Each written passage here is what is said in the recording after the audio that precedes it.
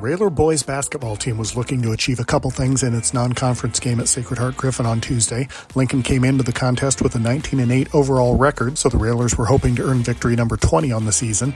In addition, LCHS had won its last 9 contests, so a victory over the Cyclones would give Lincoln 10 wins in a row. Start of the game, SHG wins the tip-off. The Cyclones show nice ball movement as they work it around, get it in the lane for a basket early, and it's 2-0 Cyclones. Next, it's Lincoln's first possession, and Drew Hayes hits the three-pointer. That opens the scoring for the Railers. Later in the quarter, it's Carson Komnick with the pull-up jumper near the free-throw line. That makes the score 11-10, and that's how it would stay heading into quarter number 2. In the second period, the Railers run the lob play as Komnick finds Hayes for the easy bucket. That gives Lincoln the lead at 12-11. The score was tight throughout the quarter. Each time the Cyclones would score, Lincoln would have an answer. After SHG cut the lead to 1, Frank Sanders kicks it out from underneath to Brady Miller. He hits a free throw line jumper. The Railers led by as much as 5 in the quarter, but the Cyclones trimmed the lead. Here a layup by Zion Lee makes it a 3-point game.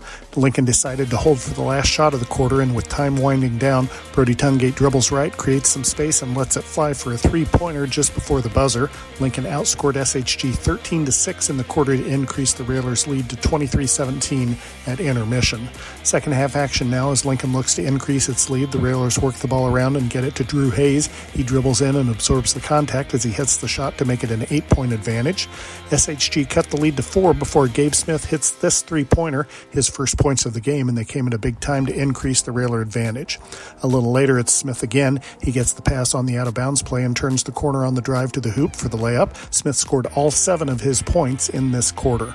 Still in the third period, the Railers work it around, and Blake Horn launches the 3-pointer. He drains it, and that gives Lincoln its first double-digit lead at 37-24.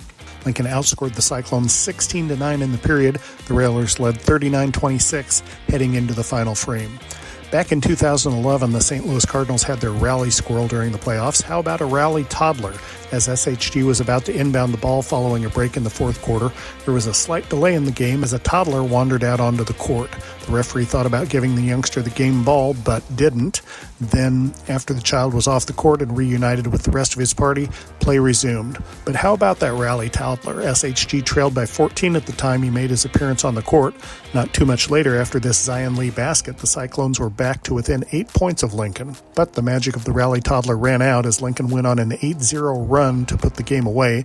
The Railers pick up the victory by the score of 51-37. Well, I wasn't very happy with our defense. I thought we gave up too many inside things that happened, and very seldom do we ever pull our press off, but we didn't. We did that, and I think that was the key to the game there. About midway through the fourth period, we were able to stop them from getting the ball inside and scoring down low.